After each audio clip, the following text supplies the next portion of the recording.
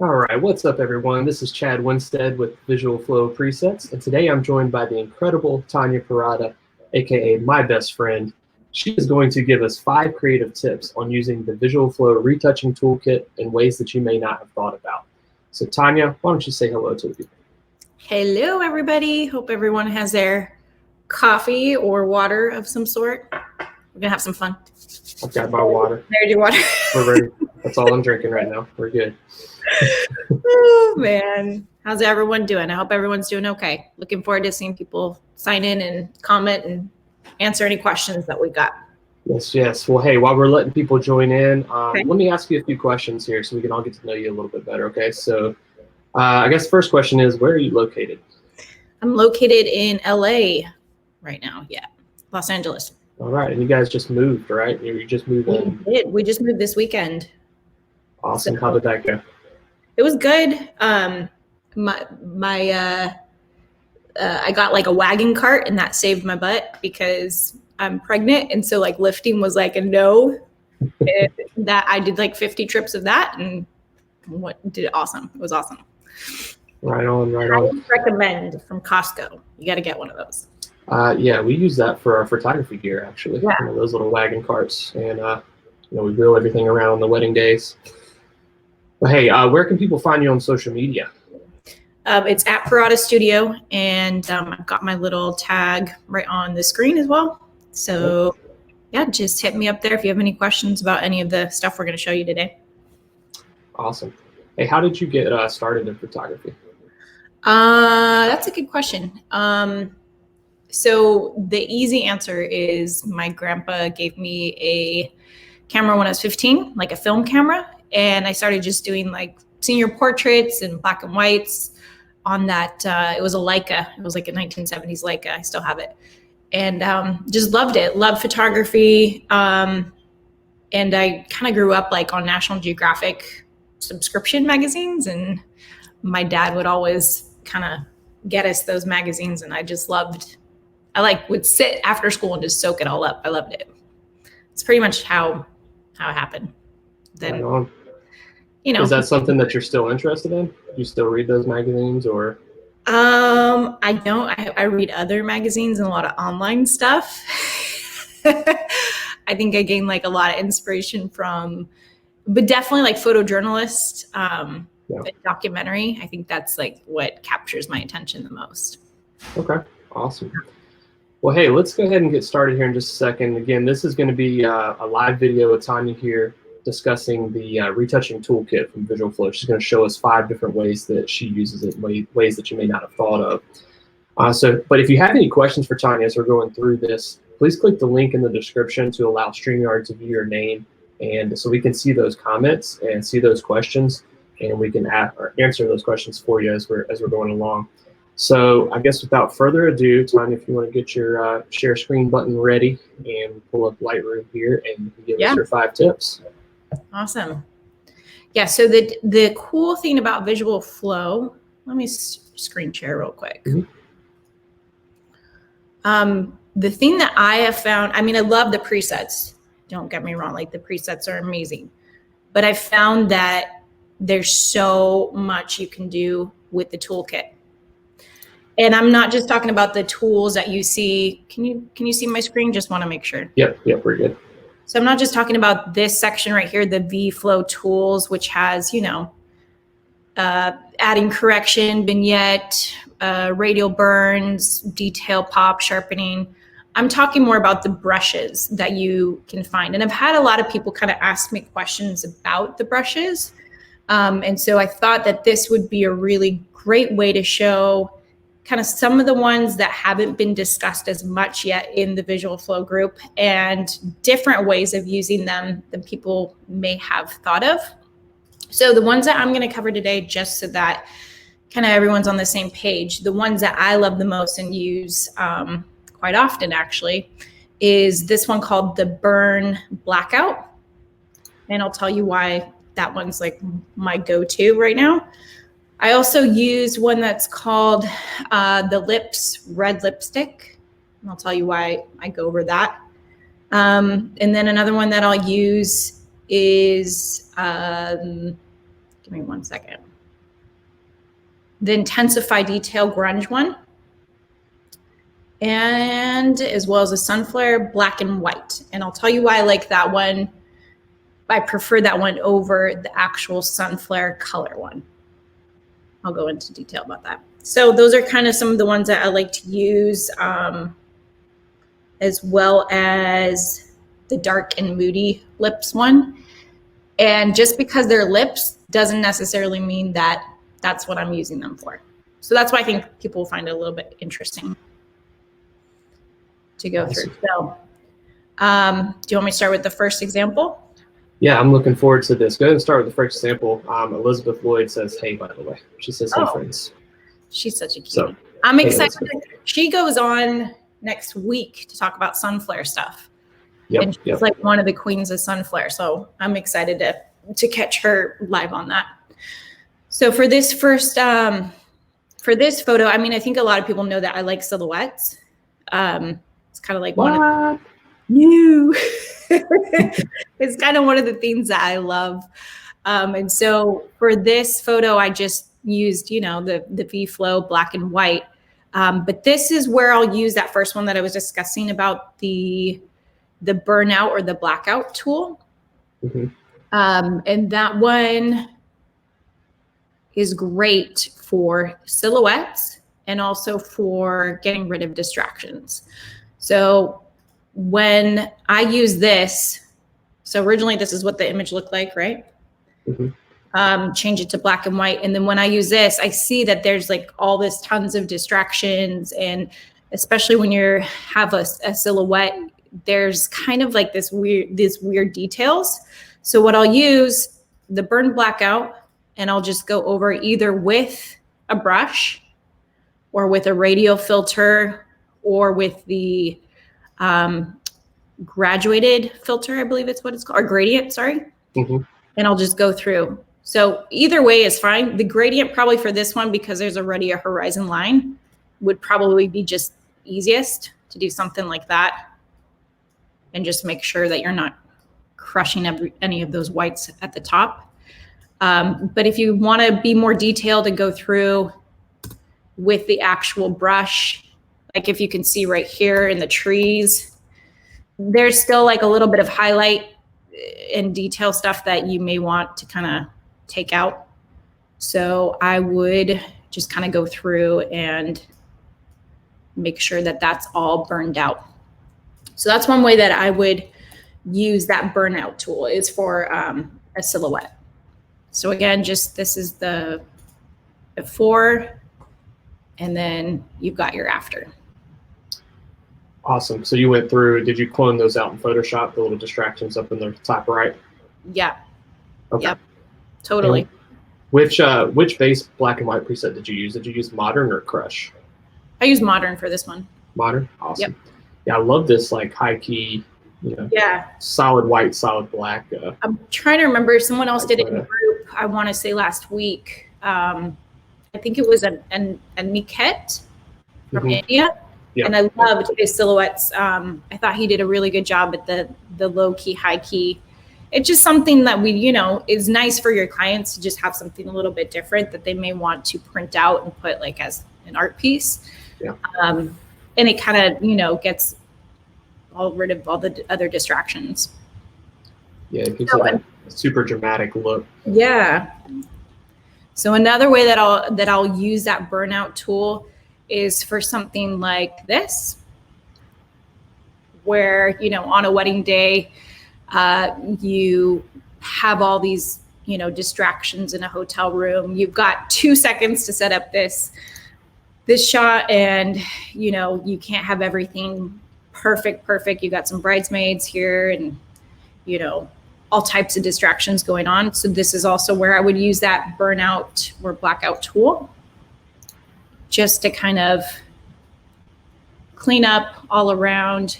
And it's super, super easy, because this can be done now in Lightroom, whereas before I used to take this into Photoshop and slave away for hours, and, you know, it was just so time consuming.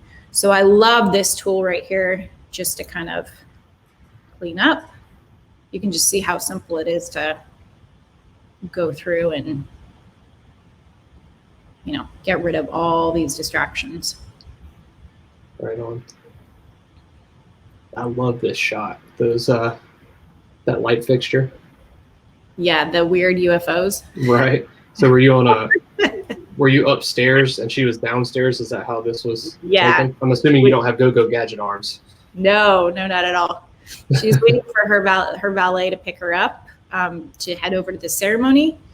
And I had seen this earlier and thought it'd be kind of cool. And I said, do you have 2 minutes? Let's just pop over. I had her bridesmaid hold the flash down here. And Nice. Yeah, just kind of real quickly said, turn this way. You look amazing. I don't think she could actually hear me, but she looks amazing. And so that's kind of gives you an idea of what I ended up doing with that tool. Yeah. And this is, sorry, go ahead. I know I was gonna say that's another great tip that you gave, not visual flow related. Bridesmaids make excellent light stands. They always are willing to help.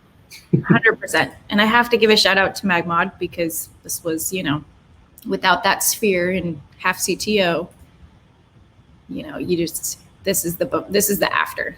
Right. So you use the half CTO to match the color temperature of the UFOs there. Yeah.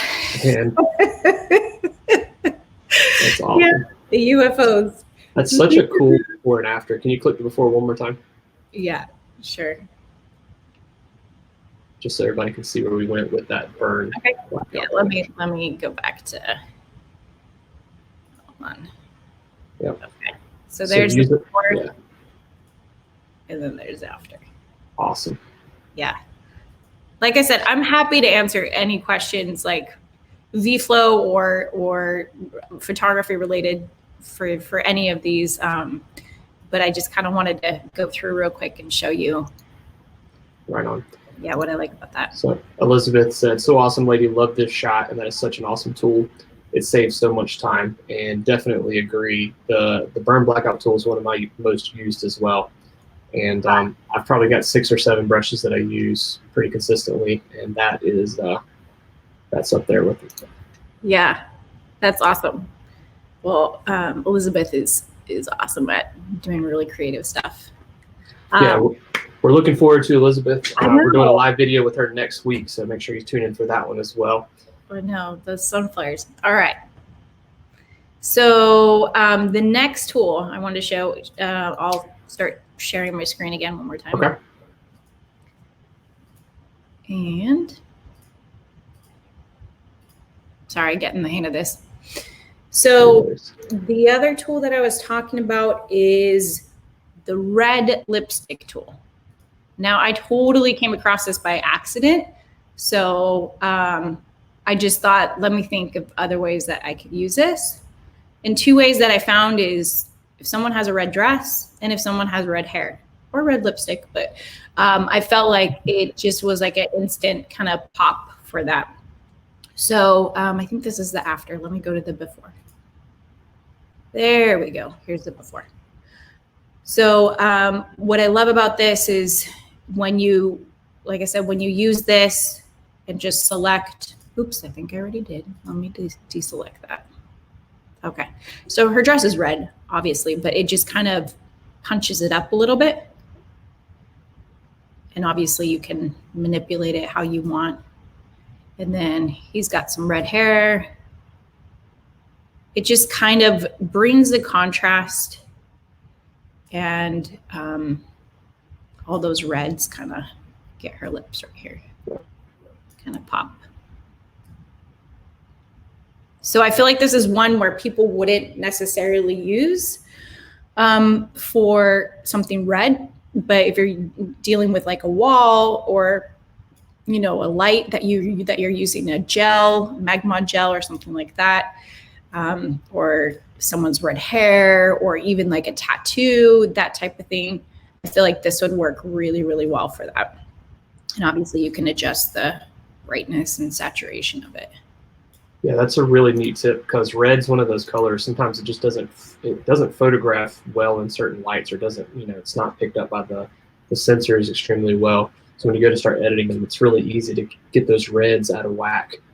Yeah. So that's an awesome little trick, and it helps we've got great light here, but it obviously helps enhance that color and enhance that dress even more.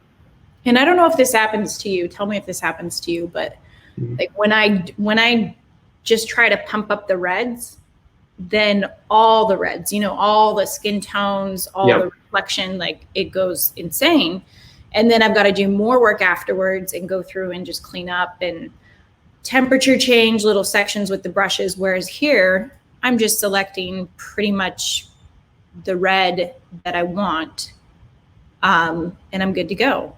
Yeah, so, when you're trying to bump up the saturations of the reds, it can definitely mess with those skin tones, and the brushes make it so easy, especially now that they have that range mask tool too. So you can basically just brush over loosely over the red dress and then use the range mask tool and select that red color as well. And that way you're only tweaking just the dress. Right. Yep. So I found that to be super helpful, and, obviously cleaned up a little bit here, but this is the after of that shot. It's funny, I didn't even notice he had red hair when you first pulled this image. I saw the red dress and I'm like, okay, I see what you're doing. And then you went to his hair and I'm like, oh. Yeah. This is a great couple. Awesome. So I'd love to hear how other people kind of play around with this tool, and if they end up using it for the same thing. I'd love to hear what other people are using it for, or if they've got a cool like mural shot. I think it'd work really well for murals as well. Yeah, for sure. We've got some more love. Somebody says they love your work. Aw, thank you very much. I appreciate it. Got a good group here.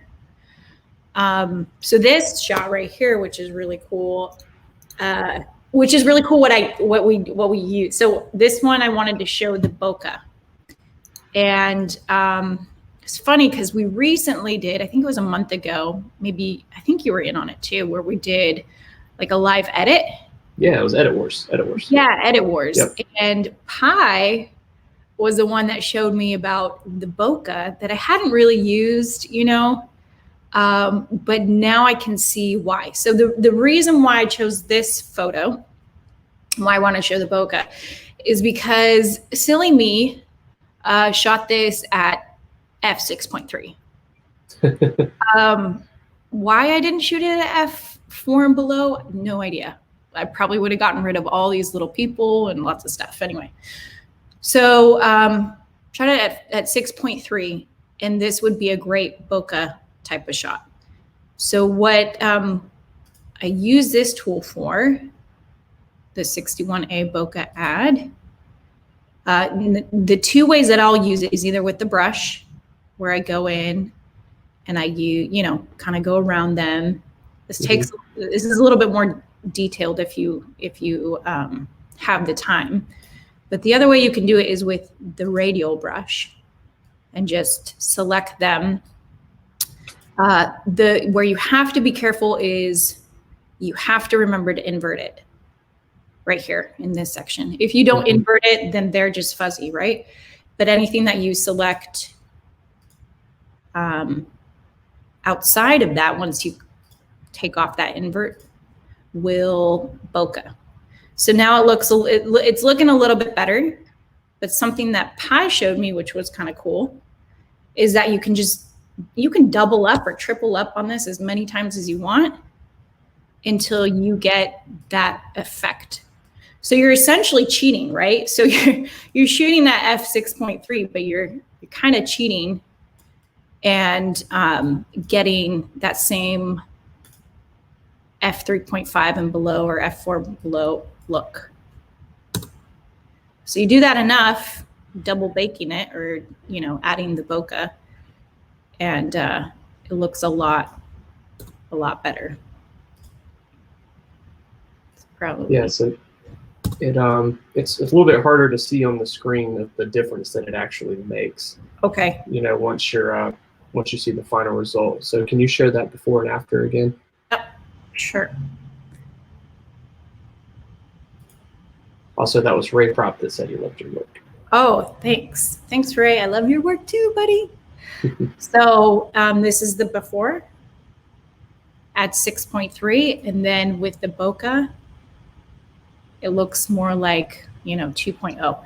I will definitely post these afterwards to the video, like the before and after, so people can see it a little bit better and get an idea. But I promise this has been like one of my new favorite tricks, you know, because sometimes you're just in the moment and you're shooting and then you're like, oh, this is f6.3. No, it's not what I wanted. So that's kind of one of the things that I like to use for that bokeh tool. Well, Tom Cruise would approve. Tom Cruise would approve. That's an inverted joke, since you said you got to invert the radial filter. Oh, gotcha. Yes. I watched Top Gun the other night. Yes. I'm sorry, that was out of left field. Like, no. I love that movie. I have the hardest time remembering, you know, quotes from movies, and right. That was good. That was really good. Okay. So the next, are we cool to go on? Do we have any questions or anything? We're good. Okay. Kevin Holden says, gorgeous work, Tanya. Love that technique of using the bokeh tool. Yeah, Kevin gets it right in camera. He's like the boss of getting it right in camera. Kevin's out in LA, right? Yes, he is. Yeah. Love him and Julia. Yeah, they're awesome. Yeah, they've got great work. Yeah. And he also said, nice Top Gun pull. See, I'm glad somebody caught that. We'll get there. Okay, so the next tool that I really like is the Intensify Detail, or the Grunge tool. And typically I would use that for something that has a lot of detail, a lot of graffiti, or the reverse, doesn't have a lot of detail, but I don't want to necessarily use the dehaze. So what ends up what I've seen that happens sometimes with the dehaze is that it can crush the colors a little bit too much. And again, like, you want to use the tools to select what you want to select versus the whole image getting a full, you know, makeover. So between the Intensify Detail Grunge brush and the Dark and Moody lips, you'll see that it just kind of, what's it called? It doesn't crush the details, it lifts the shadows, but it adds contrast and detail at the same time. So let me show you kind of what I would do with that. Ooh, looks like I played around a little bit with this already. Okay, so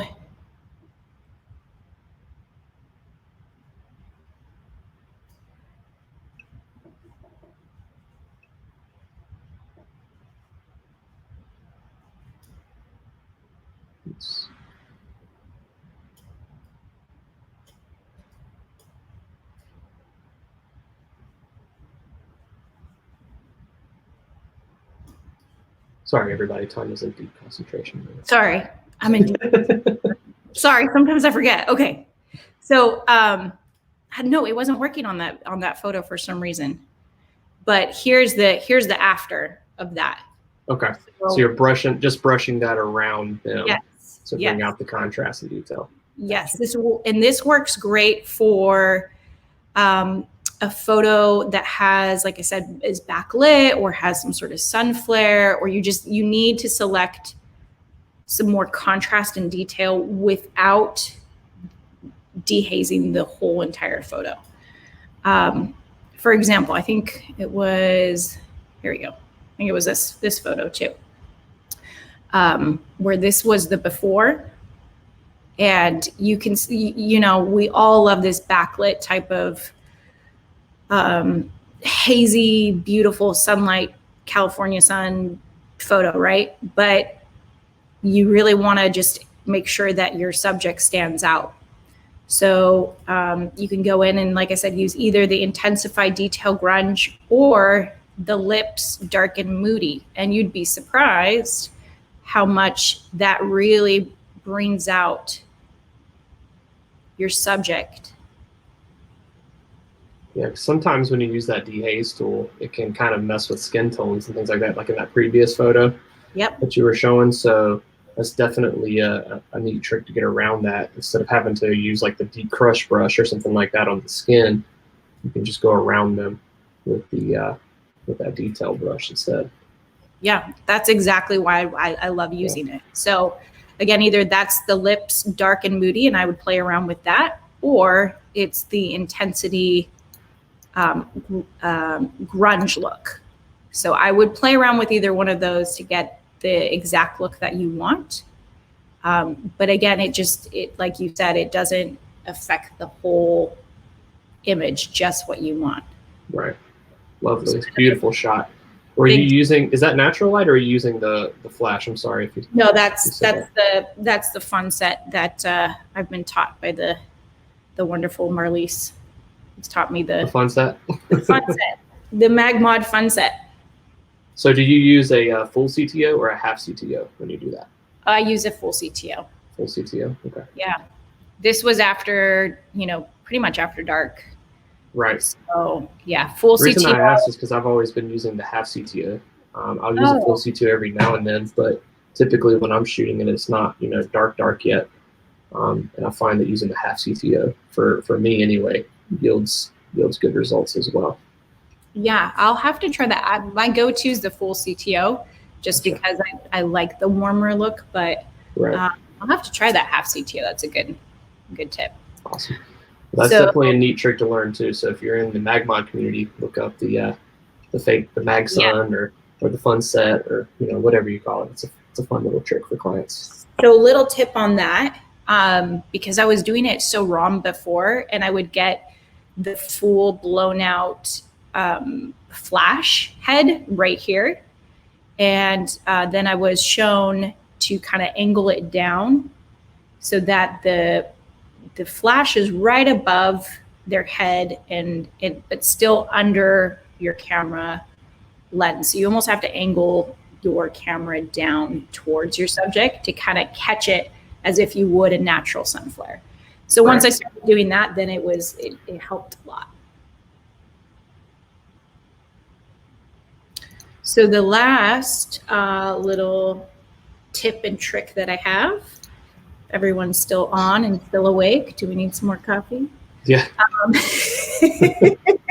I know I do. The last tip is the tool, like I said, the sun flare tool. Mm-hmm. So I'm sure Elizabeth will talk a little bit more about this when she goes on for her chat. But what I found was really interesting is using the sun flare black and white. So, before I'd use the sun flare for all the color ones, but the black and white is really cool because it has a little bit more of a dynamic range. Okay. So when you click on that, you can, whether it's a black and white or whether it's a color photo, it doesn't matter. You can change your color temp. So let me just give you an idea real quick right here.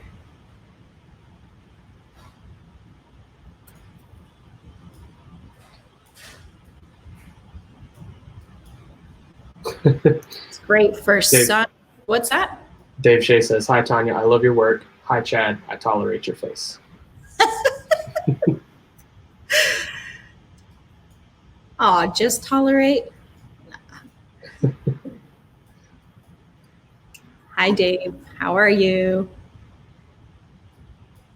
So, if you have, this works great if you have a photo that has sun rays or sun flare, or you just want to create the look of sun coming in, you want to intensify it. But the black and white one is really neat because you can change it. So here we go, real cold, real warm, magenta, green tone. So it doesn't have to be just, just for color.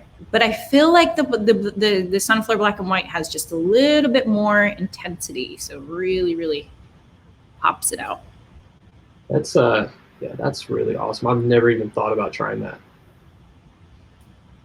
And you can even change the color down here too. So if you go down to color and you say, oh, I want it to be really cool blue, or oh, I want it to be fiery and red.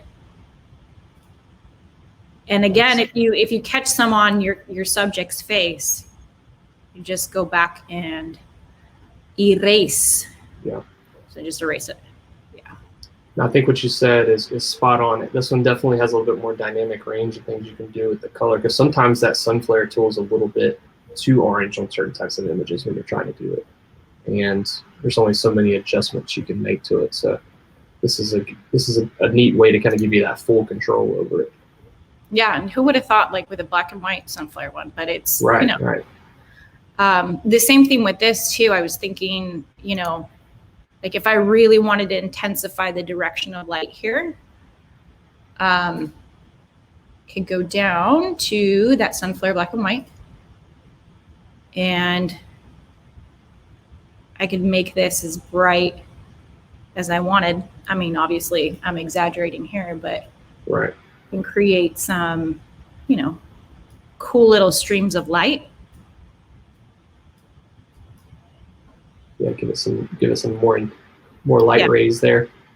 And I mean, you could do the same with the dodge and burn, right? But this is just already has the secret sauce formula for you, and then you could cool down that ground or warm it up. Yep. Awesome. So there's the before, and here's the after. Same thing here, before and after. So good. Just really simple. I mean, like, these aren't like crazy, you know, images, but it just shows, like, you know, what you can do with some of these tools if you play around with them. I know that you like the nature and color one a lot, right? That's I do, yeah. Too. That's probably my most used one when I use the modern presets. Gotcha. Because it gives it just that extra oomph of color and contrast around them, and I'll use it as kind of a radial filter more than I will, you know, just using it on nature and color images. I'll use it for an extra pop or contrast. Yeah. But yeah, there's so many ways you can use all the brushes, not just what they're intended for. Like the tattoos brush, sometimes I'll use for certain details on an image or a wall mural, something like that. If you're taking a photo in front of a wall mural, it makes for a really, really cool pop of color. Yeah, I think the point is, like you said, to play around with it. If you find something that works for you in your photos, then just, you know, lock that away and use it that way. And I'd love to hear how other people are using those tools in different ways. But I found that for me personally, those maybe 5 top ones, you know, the burnout, the red lipstick for red dresses, the bokeh, the grunge, and the sunflower black and white, like, have been my go-to right now. And I love the VFlow presets, but I cannot emphasize enough how much the retouching toolkit, or just the toolkit, the tools, brushes, help so much. Like, it cuts down half your time. Right. Well, hey, we got some great comments. Kevin said that he was writing notes furiously there on those last couple tips. Hopefully I made sense. I have such bad pregnancy brain right now. Hopefully I made sense. No, that was fantastic. Thank you so much for sharing those. And I know I learned a few tips myself that I didn't know, so that's awesome. And then Nella says that this was a mind opener top. And then Dave, I'm red. Don't blush too hard. I know. Dave said tolerate was the best that I could do. He's doing well, but he just loves the way that you use light, as we all do. It's just, you have incredible work. It's always inspiring and seeing what you do.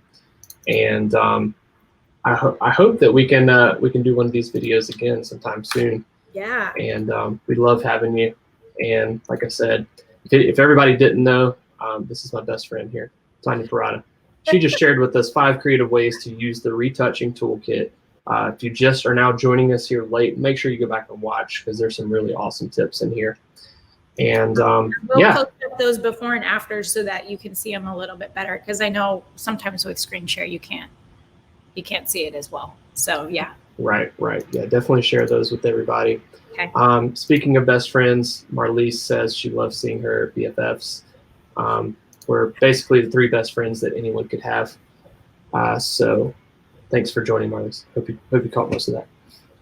Yeah, love this community and learning from everybody. So if you think of I would love as like, not like a homework thing, but like as like a, like if so, like a challenge almost, like if somebody is using one of these tools in a really interesting way, please share, because I love, figuring out different ways of doing things. And I learned so much from all of you guys. So yeah, I'd love to see. I've really enjoyed what people have been sharing lately for the cool tones and the warm tones week. This week is warm tones, by the way, so make sure you post for that. But if you do share anything or interesting ways that you use that toolkit, please tag us and let us know. We want to see it. And like she said, this is a helping group. This is a learning group. So please continue to post and share how you do things and how you edit, and keep making this group one of the best on Facebook. So we appreciate you guys. Kevin, you rock, my friend. You rock. Thank you for joining. I feel like we need to end out with like a dance or something, or, some sort of like belly bump, like where we're both from different sides of screens. And all right. Are you dance good? Party. I mean, I look like I'm about 4 or 5 months pregnant myself right now, so let's do it. Should we compare? All right. Ready? Ready? All right, ready? All right. I think I gotta use the bathroom now. And now everybody just left the video. But dance party on 3. Yeah. We're doing the wave. We're doing the wave. Ready? Go. Hold on, coming back. We gotta work on our we gotta work on this for the next video. Oh, okay. We'll do. That'll be our homework. Oh my God. Marlies says warm tones for life. Agreed. Yeah. Agreed. Yeah. I feel like Marlies, your work is full of warm tones. I was just about to say, she's like the queen of warm tones. Like, yeah. All right. Well, we got some people laughing after 37 minutes. So. Elizabeth says, love you guys. Ourselves. It's 2020, man. It's quarantine life. We got to do something.